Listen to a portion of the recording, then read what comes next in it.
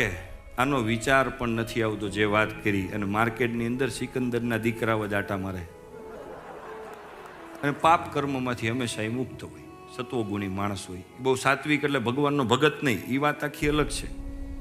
અને એવા બ્રાહ્મણો છે, ફિલોસોફરો છે, કવિઓ છે, કલાકારો છે, એવા આની અંદર આવે. રજોગુણ એટલે પુરુષ અને સ્ત્રીમાં પારસ્પરિક આકર્ષણ હોય એને, અને લોભ, લાલચા, મને શું મળે, આ રજોગુણી માણસ. અને તમોગુણી માણસ નિંદ્રા, આળસ, પાગલપન, આધ્યાત્મિક નામની રુચિ જ નહીં, અને વ્યસનનો આદિ, પેટ ભરવું, ખાવું પીવું, હું બીજું કોઈ કામ નહીં, એને તમોગુણી માણસ કહેવાય. આ ત્રણેય ગુણોના અલગ અલગ માણા ન હોય, આ ત્રણેય ગુણોથી એક માણસ મિક્સ હોય છે.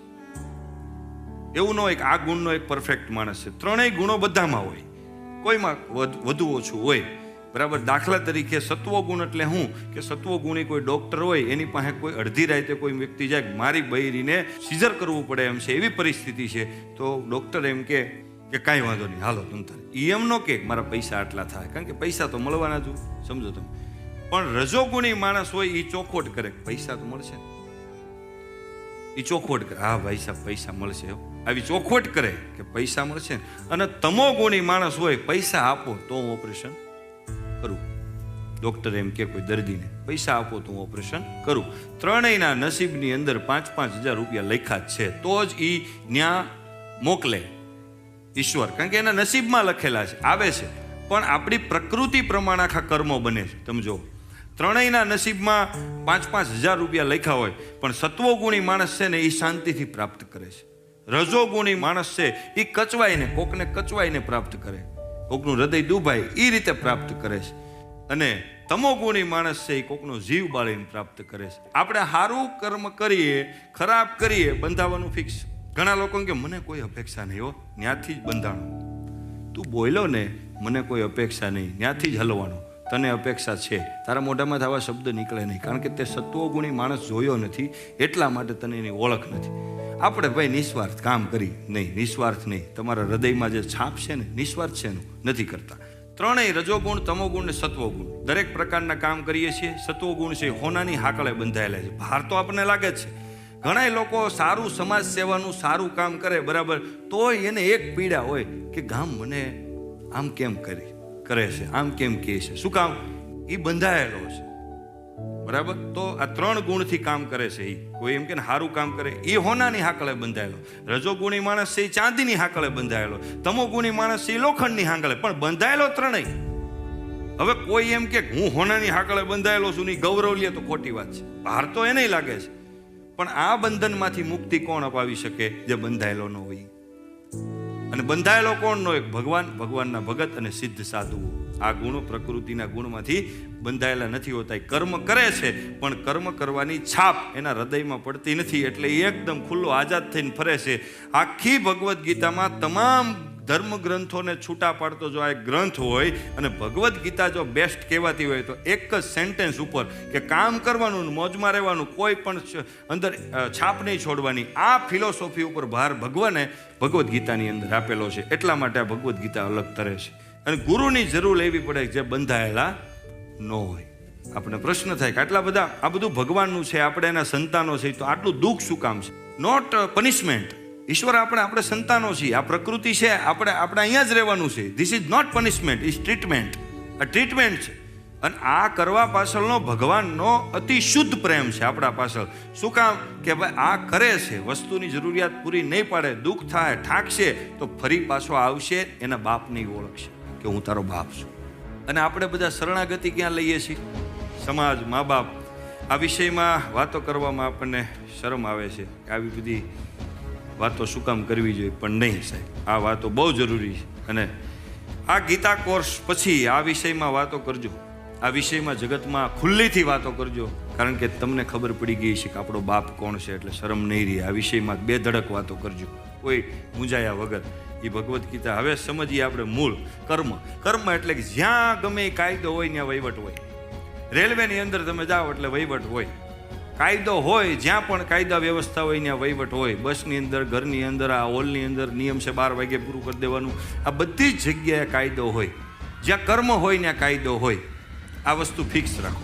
બરાબર. હવે તમે અમેરિકાની અંદર જાઓ છો, અહીંથી વરાસામાંથી કોઈ અમેરિકામાં જાય અને સીટ બેલ્ટ ન બાંધે, પોલીસવાળા ઊભા રાખે, એટલે એમ કે મને નિયમ નહોતી ખબર. એ વાત બધી સાચી, નિયમ ભલે ન ખબર હોય, નિયમ ભલે ન ખબર હોય, પણ તારે પાવતી તો ફાડવી પડે. નિયમ પછી જાણી લેજો.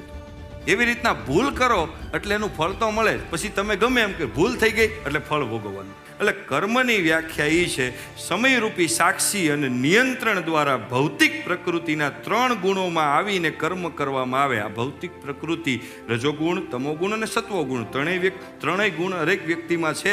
કોઈ પણ કર્મ કરે ત્યારે એ 3 ગુણ મિક્સ હોય. આપણે અત્યાર સુધીમાં એક જ વ્યાખ્યા, કર્મ કરો, ફળની આશા ન રાખો. કોઈ ધંધો કરે, હવે કોઈ કંપનીમાં કામ કરવાનું છે એમ કે પગારની કોઈ તમારે આશા નહીં રાખવાની. કોઈ કારીગર કામ કરે, કર્મણે વાધિકા રસ્તે માં ફલે તું કદાચન. સારું આવે કે ખરાબ આવે એનો અધિકાર તારા ઉપર નથી. આવશે એ ફિક્સ છે. આશા નહીં રાખવાની એટલે તારે એની આશા રાખવાની, ખારું જ આવે. કર્મ કર્યું એટલે ફળ ચોટ્યું. હવે તમે આટલી સમષ્ટિ જગત, હવે આ સિદ્ધાંતને ખોટો નહીં સમજવાનો ક્યારેય. આખું જગત એના કંટ્રોલમાં આ સિસ્ટમથી ચાલે છે. તમે એક દાણો નાખો એટલે 100 દાણા. આખું જગત, સમષ્ટિ જગત કર્મ કરે છે. સૂર્ય એનું કામ કરે. સૂર્ય કોઈ દી એમ કે મારા મામા ત્યાં જાવું છું, આ 10 મિનિટ મોડો આવું તો ભડાકો ન થઈ જાય. એના નિયંત્રણમાં કામ કરે છે. સમજો, આખું જગત કર્મ કરે છે. કોઈ બાંધછોડ જ નહીં. એના જે અમલદારો છે ઈશ્વરના, એમાં કોઈ બાંધછોડ નહીં. તમે જુઓ ત્યારથી ઉગી જવાનું સૂર્યને એટલે ઉગી જવાનું, અસ્ત થવાનું એટલે થવાનું, એમાં કોઈ બાંધછોડ નહીં. એટલે આ વિષયની અંદર તમારે સેજે શંકા ન રાખવી કે ભાઈ કર્મ કરી. અને ઘણા તમારા પ્રશ્નો છે કે ભાઈ અમુક હવે ખરાબ કામ થઈ જાય, પાછા થોડા ખારા કરી નાખો એટલે માઇનસ થઈ જાય. વાર્તા એ આપણો હિસાબ છે, આ વેપાર છે. દાખલા તરીકે કોઈ મને સંબંધીનો ફોન આવે, પારસભાઈ કાર્યક્રમ કરવાનો, મારા મિત્ર છે ત્યાં કાર્યક્રમ કરવાનો, તું આવી જા. એટલે હું કહું કે ભાઈ કઈ રીતનું છે, મની પાવર, તું આવી જા ને પેમેન્ટનું છોડ દે એમ કે. વિસ્તાર સમજાવવા માટે એક્ઝામ્પલ આપું. એટલે હવે એનો મતલબ એણે મને એવું કીધું પેમેન્ટનું છોડ દે, એટલે મારે પેમેન્ટને છોડ દેવાનું. સમજો તમે, તું પેમેન્ટની ચિંતા છોડી દે, કારણ કે મારા મિત્રની ઘરે છે. એટલે તું ચિંતા છોડી દે, મળશે એ 100% છે. બરાબર. હવે મને એ જ મિત્રનો ફોન આવે કે આપણા ઘરે પ્રોગ્રામ છે, તો આવી જા ને, પેમેન્ટનું છોડ દે. શબ્દ એકનો એક બોલે. બરાબર. તો હવે મારે પેમેન્ટ ત્યાં છોડી દેવાનું છે. શું કામ? કે એ મારા મિત્રની ઘરે પ્રોગ્રામ છે, સંબંધીના ઘરે પ્રોગ્રામ છે. એટલે એ મારે જોવાનું જ ન હોય, એ મારે નક્કી કરી નાખવાનું કે એ થોડું ત્યાં જોવાનું હોય. એવી રીતના એ સંબંધી છે ને એ મારો ભગવાન છે. સંબંધી એ ભગવાન છે, એનો મિત્ર છે એ સત્વગુણ છે. જોજો, એ મિત્ર છે એનો સત્વગુણ. સત્વગુણથી થયેલા કર્મ છે એનું કર્મનું બંધન લાગે. સારું લાગે એમાંય થાક લાગે, ખરાબ લાગે એમાંય થાક લાગે. અહીંથી હું કાર્યક્રમ પતાવીને જાઉં એટલે હું રાજી થાવ તોય મને રાજીપામાં ઊંઘ ન આવે, અને ખરાબ જાય તો ટેન્શનમાં ન આવે, બેમાં ન આવે. આપણાથી સારું થઈ જાય તો હરખમાં ઊંઘ નથી આવતી. સમજો તમે, બેમાં પોઝિશન એની જ છે. પણ હવે એમ વિચારો કે મેં મારું કર્મ કર્યું અને આ ભગવાન કૃષ્ણને અર્પણ, હવે મારો હરિ જાણે અને મારો ભગવાન જાણે, કોઈ ચિંતા જ નથી. એમ સંબંધી છે એ ભગવાન છે. હવે મહત્વની વસ્તુ એ છે કે ત્યાંથી ભલે પેમેન્ટ ન આવ્યું, પણ મારા સમયની અંદર એવી મને કંઈક મુશ્કેલી આવી અને મારું પેમેન્ટ સમજો 10 રૂપિયા હોય, મને કાર્યક્રમનું પેમેન્ટ 10 રૂપિયા હોય, અને એ સમયમાં મારી મુશ્કેલી એવી આવી કે મારે 50 રૂપિયાની જરૂર પડે તો જ એનું સોલ્યુશન થાય. તો ત્યારે મારો સંબંધી એ સમય ભલે પેમેન્ટ ન આપ્યું, પણ જ્યારે મારે 50ની જરૂર હોય ત્યારે એ સંબંધી નથી વિચારતો કે આણે મને 10ની જ મદદ કરી હતી તો હું આને 10ની જ કરું, ત્યારે 50 ઠલવે. એટલે ભગવાનને સાક્ષીમાં રાખીને જે પણ કર્મ થાય છે એનું ફળ ખરા સમયે અનલિમિટેડ આવે છે, જેને ભગવદ્ ગીતામાં વ્યાખ્યા આપવામાં આવી છે અકર્મ. એને અકર્મ કહેવાય. વિકર્મ એક વ્યાખ્યા છે જે શાસ્ત્રથી વિરુદ્ધ, એને વિકર્મ કહેવાય. અકર્મ એટલે ભગવાન. નિષ્કામ કર્મ એ અલગ વસ્તુ છે. નિષ્કામ કર્મ આપણે એમ કે નિષ્કામ ભાવે કર્યું. નિષ્કામ ભાવ કયો કે ભાઈ મારે પેમેન્ટ નથી જોતું, છોડો હાલો. આ નિષ્કામ ભાવ કે હું ફળ નથી લેવું, મારે ત્યાંથી હું છૂટી ગયો. પણ અકર્મ એટલે કે ફળે લઈ લીધું અને ક્યાં અર્પણ કર્યું કે કુદરતના ચરણોમાં અર્પણ કરી દીધું. ભગવાનની સેવામાં, આ જગતની પ્રકૃતિની સેવામાં જે પણ લાગે એ અકર્મ, એનું બંધન નથી લાગતું, જેનો કોઈ ઠાકોર નિજાનંદ, જે મસ્ત મોજ આનંદ, બીજું કાંઈ નહીં. એનું ફળ એટલું જોરદાર આવે છે કે એ કરતી વખતે તમારી અંદર એક ગુણ જનરેટ થાય છે, એકાગ્રતા નામનું. હવે તમે જ્યારે કોઈ બીજ જમીનમાં જાય અને એ નાશ પામે, નાશ પામે તો જ અનેક બીજ થાય. હવે એ પડ્યું, હવે કોઈ ખેડૂત હોય એ જમીનમાં બીજ નાખે, ન્યા કેમેરો નાખે કે આ કેવી રીતે મોટું થાય છે, તો એ ઉગે નહીં. એ બીજને નાશ થવું પડે ત્યારે હજારો બીજ ઉગે છે. એવી રીતના આપણે કોઈ પણ કર્મ કરીએ, બરાબર, એ કરીએ અને છાપ હૃદયમાં ન રહીએ, કરી નાખ્યું, બરાબર, એ 1000 ગણું આપણને રિટર્ન આપે છે. આ કર્મ કરવાની બેસ્ટ પદ્ધતિ. એકનો એક માણસ હોય, બરાબર, ડૉક્ટર છે, એ છરીનો ઉપયોગ કરે, ચપ્પુનો ઉપયોગ કરે, બરાબર, તો એ કોઈના કલ્યાણ માટે કરે છે, તો એ કાપે છે, એમાં માણા મરી ગયું તો એને પાપ નથી લાગતું, કારણ કે ભાવ શું છે એના ઉપર કર્મ આધાર રાખે. હવે કોઈક ગુંડો છે, એ કોઈકને મારવા જાય અને હાફ મર્ડર થઈ જાય તો એને પાપ લાગે, ભલે મર્યો નથી, અને ઓમાં ભલે મરી ગયો. એટલે પાપ પુણ્યની વ્યાખ્યા આ છે. હવે કોઈક ભિખારી છે, તમે એને 10 રૂપિયા આપો તો એ પાપ થઈ લ્યો, એને ખબર હોય કે આ 10 રૂપિયા આપશો તો કોથળી પી જાય, તો એ પાપ છે. તમને ખ્યાલ છે કે આનો ઉપયોગ ગલત થવાનો, ત્યાં 2 લાફા મારો તો એ પુણ્ય છે.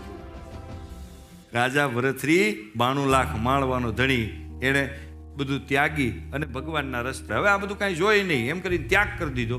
એવી રીતના પાર્વતીજીને વિચાર આવ્યો કે આ રાજા ભરથરી બધો ત્યાગ કરી અને આ તમારા માર્ગે ચાલે છે, હવે આને દર્શન હવે તો આપો, આવો વિચાર આવ્યો.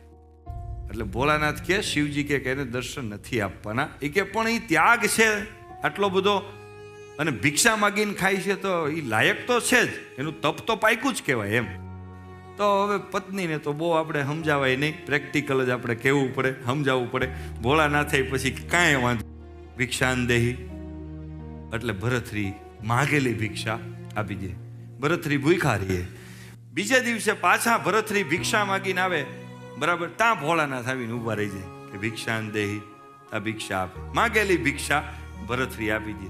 પછી ભોળાનાથે સાધુના વેશમાં હતા અને પછી પ્રશ્ન કર્યો કે આ તમે માગેલી ભિક્ષા મને આપી દો છો, બરાબર, તમને કાંઈ આમ અંદરથી થતું નથી? ત્યારે ભરથરી કહે 92 લાખ માળવા એક ઝાટકે મૂકી દીધા, ભિક્ષાનું તો હવે હું વાત કરું. એ 92 લાખ માળવા ઝાટકે મૂકી દીધા, એ હજી મગજમાં હતા મારે, એટલે તપ નો પાક્યું કહેવાય. ભલે મૂકી દીધા પણ મગજમાં જ ફરે છે. એ નિષ્કામ કર્મ ભરથરી કરે છે, જે મૂકી દીધા